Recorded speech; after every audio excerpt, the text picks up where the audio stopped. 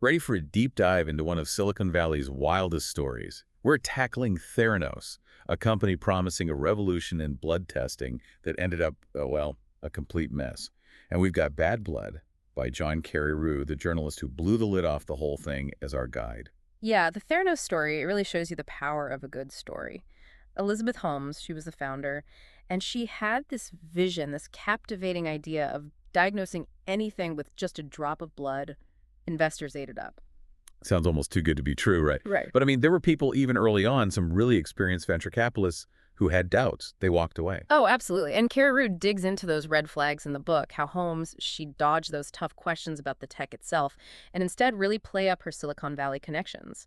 You know, that classic fear of missing out on the next big thing, investors are prone to that. If it seems too good to be true. Often is. And with Theranos, that desire for a quick fix, a revolution, it blinded a lot of people to the warning signs.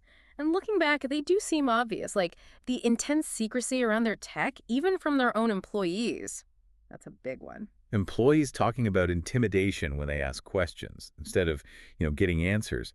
That's got to do something to a company, especially a tech startup that depends on, well, new ideas. Toxic, completely toxic. You need that creativity, that critical thinking when you're dealing with complex technology.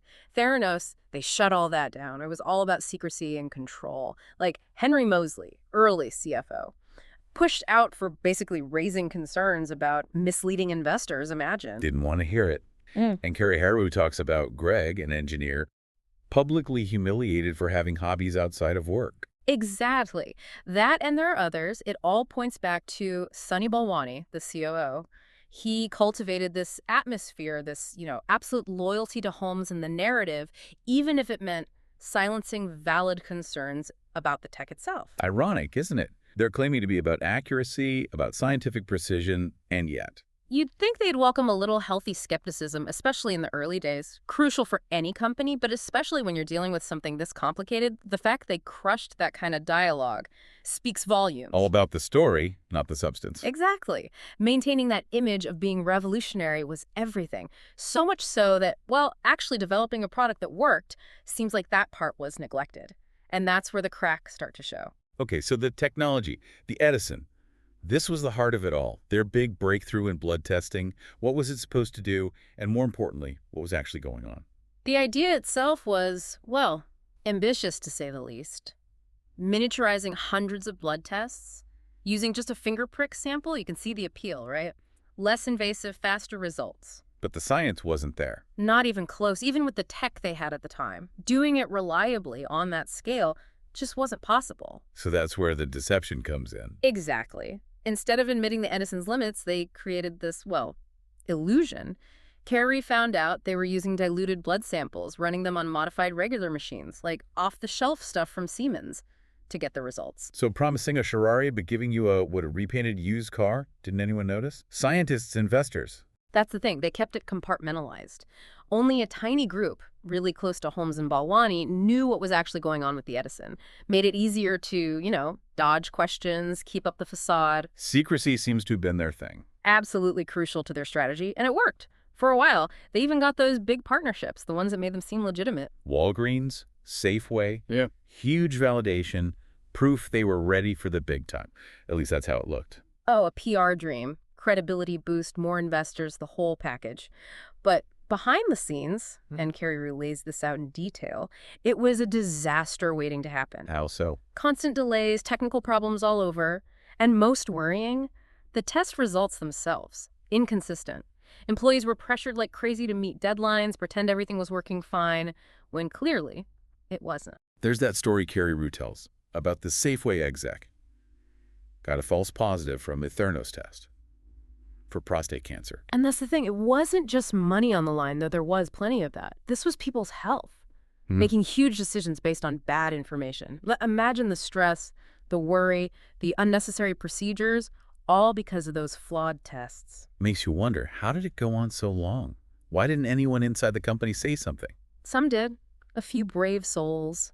But the pressure from Theranos, sometimes even their own families, it was intense. They tried to speak out, but they were shut down.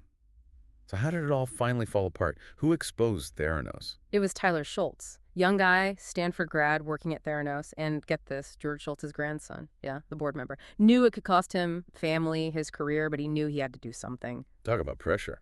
Absolutely. Schultz going to his grandfather first, then when that didn't work, going even further, he ended up being a key source for Carreyrou at the Wall Street Journal. In Carreyrou, his reporting, that was the final blow for Theranos, right? It was. Those articles, every detail checked and double-checked, they just chipped away at that carefully constructed facade.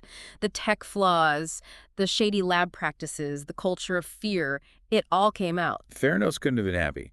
How'd they try to stop him, discredit the reporting? Oh, the usual playbook. Denials, threats of lawsuits, tried to smear Carreyrou's reputation.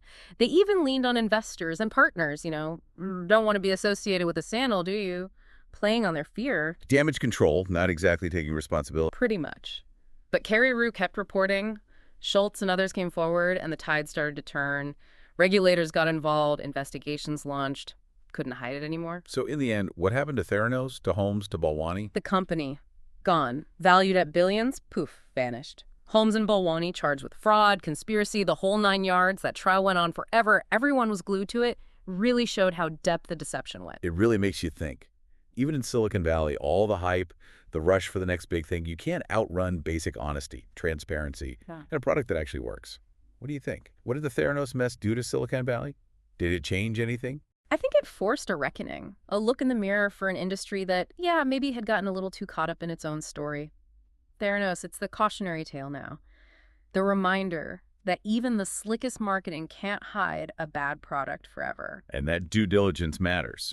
Asking the tough questions, not being afraid to say, hold on a minute, even if the person pitching you is, well, really convincing. Exactly. Critical thinking, a healthy dose of skepticism, those are good tools to have, not just for investors, for everyone. Information overload is real. That's a great point to end on. The Theranos story, and Carreyrou's bad blood, really lays it all bare.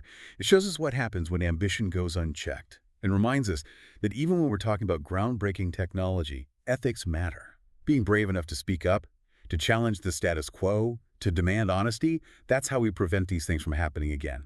Thanks for joining us for this deep dive into the world of Theranos, a story of ambition, deception, and the importance of truth.